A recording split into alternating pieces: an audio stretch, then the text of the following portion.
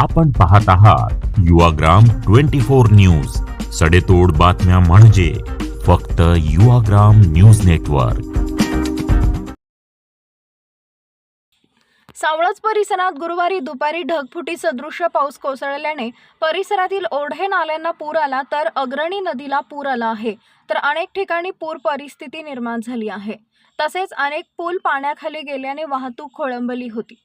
गुरुवारी दुपारी अचानक ढग दाटून येऊन सावळज, अंजनी, खुसगाव, बस्तवडे, बलगवडे, वाघापूर, कौलगे, मणेराजुरी, गव्हाणसह परिसरात ढगफुटी सदृश्य पाऊस झाला. जोरदार पावसामुळे परिसरातील ओढे, नाले, बंधारे तुडूंब भरून वाहत होते.